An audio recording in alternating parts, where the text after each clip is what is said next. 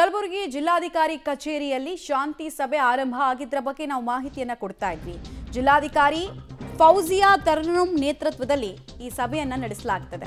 RSS ಪರೇಡ್ಗೆ ಸರ್ಕಾರ ವಿಧಿಸಿದ್ದ ನಿರ್ಬಂಧ ಏನಿದೆ ಆ ತೆರವುಗೊಂಡ ಬೆನ್ನಲ್ಲೇ ಕಲಬುರಗಿ ಜಿಲ್ಲಾಧಿಕಾರಿ ಕಚೇರಿಯಲ್ಲಿ ಶಾಂತಿ ಸಭೆ ನಡೀತಾ ಇದೆ. ಪ್ರತಿ ಸಂಘಟನೆಗಳಿಂದ ಲಿಖಿತ ಹೇಳಿಕೆಯನ್ನ ಡಿಸಿ ಪಡೆದುಕೊಳ್ತಾ ಇದ್ದಾರೆ. ಸಭೆಯಲ್ಲಿ ಆರ್ಎಸ್ಎಸ್ ಸೇರಿ 10 ಸಂಘಟನೆಗಳ ಮುಖಂಡರು ಕೂಡ ಭಾಗಿಯಾಗಿದ್ದಾರೆ. ನವೆಂಬರ್ 2ಕ್ಕೆ ಚಿತ್ತಾಪುರದಲ್ಲಿ ಆರ್ಎಸ್ಎಸ್ನ ಪರೇಡ್ ನಡೆಯುತ್ತಾ ಇಷ್ಟು ದಿನದ ಹಂಗಾಮಕ್ಕೆ ಫುಲ್ ಸ್ಟಾಪ್ ಬೀಳಲಾಗುತ್ತಾ ಅನ್ನೋದು ಸ್ವಲ್ಪ ಹೊತ್ತಲ್ಲಿ ಗೊತ್ತಾಗುತ್ತೆ. ಜಿಲ್ಲಾಡಳಿತ ಅಂದ್ರೆ ಯಾರು? ಕಾರ್ಯಾಂಗ. ನ್ಯಾಯಾಂಗನೇ ಒಂದು ಅಭಿಪ್ರಾಯ ಪಟ್ಟ ಮೇಲೆ ಅದನ್ನು ಮೀರಿ ಕಾರ್ಯಾಂಗ ಹೋಗಲ್ಲ. ಹೋದರೆ ಅದು ಸಂಘರ್ಷಕ್ಕೆ ಕಾರಣ ಆಗುತ್ತೆ. ಸೊ ಆಲ್ಮೋಸ್ಟ್ ಇದ್ದಂತಹ ಅಡ್ಡಿ ಆತಂಕಗಳು, ಪ್ರಾಬ್ಲಮ್ಸು ಅವೆಲ್ಲವೂ ಮಂಜಿನಂತೆ ಕರಗುವಂತಹ ಸಮಯ. ಒಂದು ವೇಳೆ ಕೇಳಲೇಬೇಕು ಅಂತಿದ್ರೆ ಕಾರ್ಯಾಂಗ ಯಾರ್ದಾದ್ರೂ ಒತ್ತಡಕ್ಕೆ ಮಾಡಿದ್ರೆ ಹೈಕೋರ್ಟಿಗೆ ಸುಮ್ಮನೆ ಒಂದು ವರದಿ ಕೊಟ್ಟು ಸುಮ್ಮನಾಗ್ಬೋದು. ಪಾಸಿಬಿಲಿಟೀಸ್ ಯಾವ್ದು ನೋಡೋಣ. ಸಭೆಗೆ ಸಂಬಂಧಪಟ್ಟಂತಹ ಒಂದು ಫೋಟೋವನ್ನು ಕೂಡ ನೀವು ನೋಡ್ತಾ ಇದ್ದೀರಾ. ಜಿಲ್ಲಾಡಳಿತ ಎಲ್ಲರದು ವಾದವನ್ನು ಆಲಿಸೋದಕ್ಕೆ ಮುಂದಾಗಿರೋ ಸಂದರ್ಭ. 10 ಸಂಘಟನೆಗಳು ಬಂದಿದ್ದಾರೆ. ಇವತ್ತಿನ ದಿವಸ ಮಾನ್ಯ ಜಿಲ್ಲಾಧಿಕಾರಿಗಳಿಗೂ ಏನು ಸಂಘಟನೆದವ್ರಿಗೆ ಏನದ ಒಂದು ಶಾಂತಿ ಸಭೆಯನ್ನು ಕರೆದಿದ್ದಾರೆ.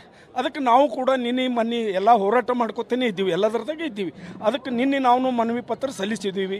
ನಾವು ಚಿತ್ತಾಪುರದಲ್ಲಿ 2ನೇ ತಾರೀಕು ಏನಪ್ಪ ಅಂದ್ರೆ ಹೋರಾಟ ಮಾಡ್ತೀವಿ ಅಂತ ಮನವಿ ಪತ್ರ ಕೊಟ್ಟಿವಿ. ಅದಕ್ಕೆ ನಮಗೇನದ ಬಿಫೋರ್ ನಾವು ಏನದ ಅರ್ಜಿ ಕೊಟ್ಟಿದ್ದೀವಿ ಅಂತಂದ್ರೆ ನಮಗೂ ಲಿಸ್ಟ್ನಾಗ ಹೆಸರು ಬರ್ತಿತ್ತು. ಅದ್ರ ಪ್ರಕಾರ ಅವ್ರ ಲಿಸ್ಟ್ನಾಗ ನಮ್ಮ ಹೆಸರಿಲ್ಲ. ಆದರೂ ಕೂಡ ನಾವು ರಿಕ್ವೆಸ್ಟ್ ಮಾಡಿ ನಮಗೂ ಕೂಡ ಏನದ ಸಭೆಯಲ್ಲಿ ಭಾಗವಹಿಸಲಿಕ್ಕೆ ಅವಕಾಶ ಮಾಡಿಕೊಡ್ರಿ ಅಂತೇಳಿ ನಾವು ವಿನಂತಿ ಮಾಡ್ತಾ ಇದ್ದೀವಿ ಅಧಿಕಾರಿಗಳಿಗೆ.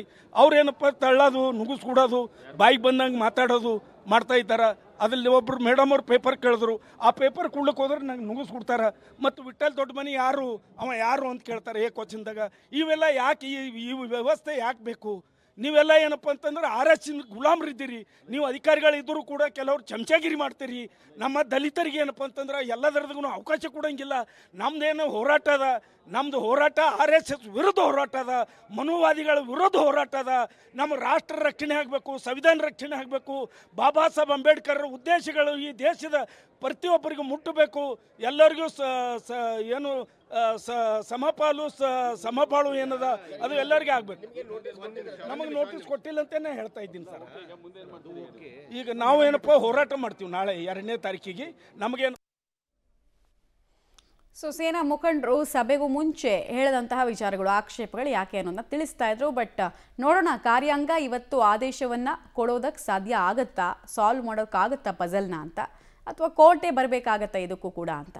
ಈಗ ಸದ್ಯಕ್ಕಂತೂ ಆಗ್ತಿರೋ ಬೆಳವಣಿಗೆಗಳನ್ನು ನೋಡ್ತಾ ಇದ್ರೆ RSS ತನ್ನ ಪಥಸಂಚಲನವನ್ನು ಬಹುತೇಕ ನಡೆಸುತ್ತೆ. ಅದು ದೃಢವಾಗ್ತದೆ.